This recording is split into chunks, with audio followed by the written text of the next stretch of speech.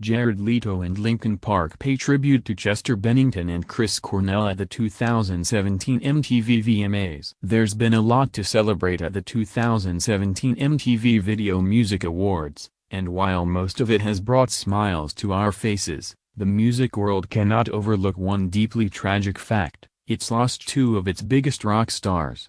Linkin Park's Chester Bennington and Soundgarden's Chris Cornell both took their lives earlier this year, completely rocking the music industry and everyone they touched with their voices.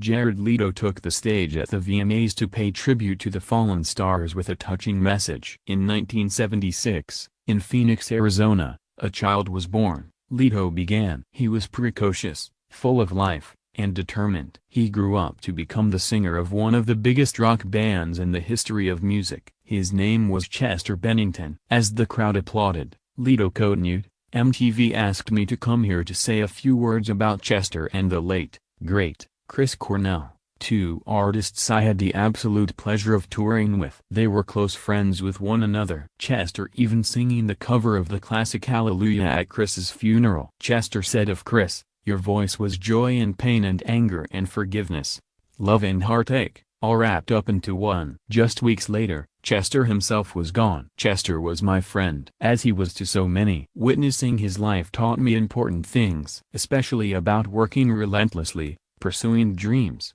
and being kind and caring while doing it." He recalled of his late friend, "When I talk about him, I see his face, which was always smiling. I think about his heart, which he wore on his sleeve. I think how kindly he treated me. And I remember his voice. At once ferocious and delicate, that voice will live forever." Leto also took a moment to reach out to anyone suffering from depression, that they are not alone. "If there is anyone out there who is watching this tonight, who feels like there is no hope, hear me now," Leto said. "You are not alone. There is always a way forward. Reach out, share your thoughts, do not give up, and, I promise you this, the absolute biggest breakthroughs in life lay just beyond the darkest days." Leto then welcomed Linkin Park to the stage, who performed in honor of the late rock stars. As you likely, and sadly, recall, Cornell was found unresponsive with a band around his neck in his hotel bathroom at the MGM Grand Detroit on May 17,